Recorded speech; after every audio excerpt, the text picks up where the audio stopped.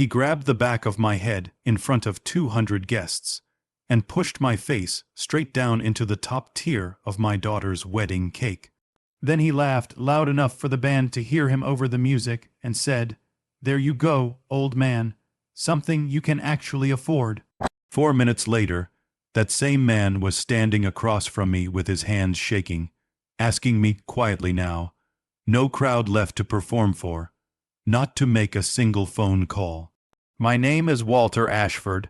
I'm 62 years old. I own a logistics and steel fabrication company most people in this state have used without ever knowing my name was attached to it. For 34 years, I kept it that way on purpose. This is the story of what happened at my daughter Claire's wedding and what I did in the 4 days after. Before I go further, I want to ask you something, because it's sat with me for a long time now. If a man ever looked at you like you were nothing, right in front of the people you love most, would you have said something in that moment? Or would you have done what I did and waited until the silence worked in your favor? Tell me in the comments. I read every one of them, and if stories like this speak to you, stories about family, about pride, about the quiet cost of doing the right thing, stay with me. Subscribe if you haven't. There's more where this came from. Now let me tell you how we got to that cake table. I started my company out of a rented warehouse bay when I was 28, with a used flatbed truck and a line of credit I probably shouldn't have qualified for. Ashford Steel and Freight moved raw material for construction outfits who needed it fast and couldn't wait for the big national suppliers. I drove half those loads myself for the first 6 years. I slept in the office more nights than I slept in my own bed. By the time I turned 45, my trucks were on half the job sites in 3 states, and nobody outside the industry had any reason to know my name. I never wanted a building with my name on it. I never wanted my face on anything. I wore the same style of canvas jacket I'd worn since I was 30, and I drove a truck with 200,000 miles on it, long after I could have bought the dealership that sold it to me. My wife Margaret used to laugh about it.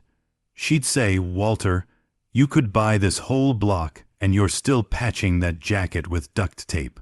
I'd tell her the jacket still worked fine, so why would I replace it? Margaret passed when Claire was 11.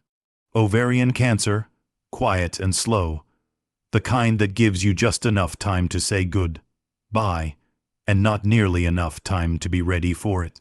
After that, it was just Claire and me, and the business, and a house that stayed a little too quiet most evenings. I raised my daughter the way I built the company, carefully, without needing anyone to notice. Claire grew up believing money was something you used to take care of people, not something you waved around. She didn't fully understand what her father was worth until she was old enough to read a tax filing over my shoulder and go pale. I liked it that way, I still do, but the plain, quiet life I built is exactly what walked into a 5-star ballroom on my daughter's wedding day and got mistaken for something small. Claire was 26 when she met Grant Weller at an industry mixer. She'd only gone to as a favor for a friend. Grant was polished, confident, the kind of handsome that comes from a family that's never had to worry about a bounced check. His father, Donald Weller, ran Weller Premier Construction, the company behind a good number of the glass towers going up downtown. Donald talked about his own success the way other men talk about the weather, constantly and without anyone asking. The first time Claire brought Grant home, I shook his hand, looked him in the eye, and asked him plainly what he wanted out of his life. He gave me a smooth answer about legacy and building something that would outlast him. It sounded rehearsed. I told myself young men in love often sound rehearsed. Claire was happy. That mattered more to me than anything Grant said or didn't say. Over the next year, I watched the Wellers size me up in small ways I chose to ignore. Donald would ask about the trucking thing. I did with a tone that made it clear he'd already decided it was small. His wife once asked Claire, right in front of me, whether her father had ever thought about a more presentable line of work. I let it go every time. I've never needed strangers to understand what I built. I only needed my daughter loved the right way. What I didn't notice, not until much later, was how tightly wound Grant seemed whenever money came up around his own family. How quickly he changed the subject when his father asked about the numbers on a project Grant was supposedly managing. How many nights Claire mentioned he'd come home from the office looking pale, saying nothing. I told myself it wasn't my business. That was my first mistake. 3 months before the wedding, the two families had dinner at a restaurant Donald picked because he knew the owner. I came straight from a job site in my work jacket. Hadn't had time to change. Donald made a joke early in the meal about hoping Claire had something lined up in case the family business didn't pan out, glancing at me the whole time he said it. Grant laughed along with his father. Claire's hand found mine under the table and squeezed it. Her way of telling me she'd noticed too. I squeezed back and said nothing, because I've learned that the men loudest about their own worth are usually the least sure of it. Near the end of that dinner, I caught something I almost missed. Grant, 2 seats down, quietly asking Donald for a bit more time on something, voice low, eyes down.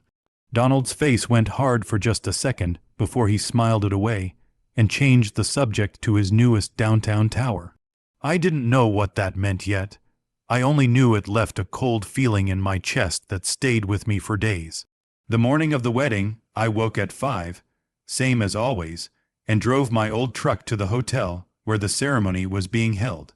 I could have hired a car. I could have worn a suit that cost more than most people's mortgage payment. I wore the same charcoal suit I'd worn to Margaret's funeral 13 years earlier, because it was the one thing that still felt like it belonged to the man I actually was. A young valet took one look at my truck and told me guest parking was around the back, near the loading dock. I didn't argue.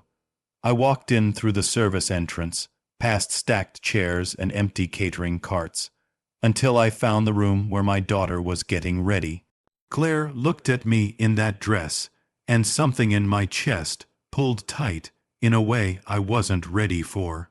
She hugged me and whispered that she was nervous, and I told her the only thing a father can tell his daughter in that moment, that she looked exactly like her mother, and that whatever happened next, I was proud of who she'd become. The ceremony went smoothly. Grant stood at the altar looking confident, rehearsed, the same way he'd looked the first day I met him.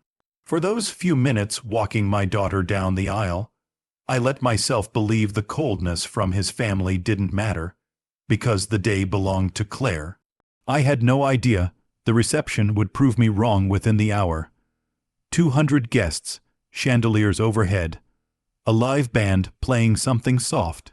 I sat near the back with a few of Margaret's relatives, exactly where I preferred to be.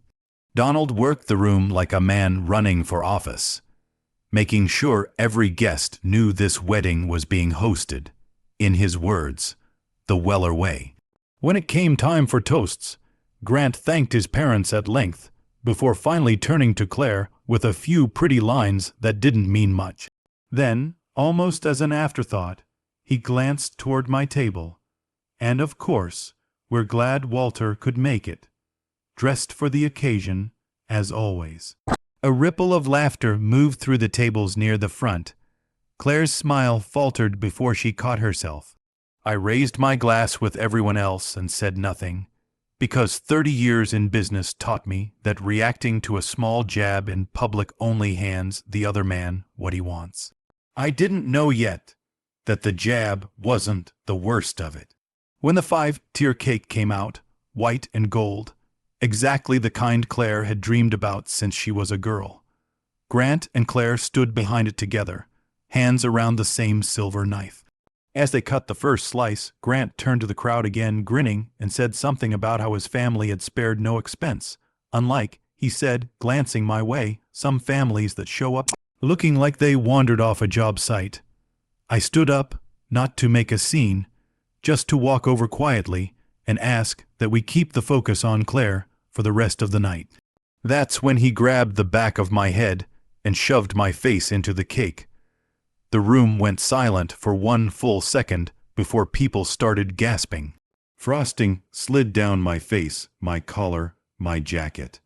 And then, loud enough for every one of the 200 guests to hear, Grant laughed and said, "There you go, old man, something you can actually afford."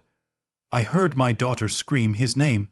I wiped my eyes slowly with the back of my hand, giving myself a second to think instead of react. The same discipline that had carried me through 30 years of hard decisions. Somewhere near the front, a chair scraped back fast. A man I hadn't seen in almost 2 years stood up. Harold Bennett, president of the regional bank that had financed nearly every Weller Premier project for the last decade. Harold's face went white. He pointed straight at me. "Do any of you know who that is?" he said, loud enough that the band actually stopped. "That's Walter Ashford. Every steel beam in your father's downtown tower came from his company." Murmurs rolled through the room. Someone near the back said a number out loud that made 3 tables go quiet at once.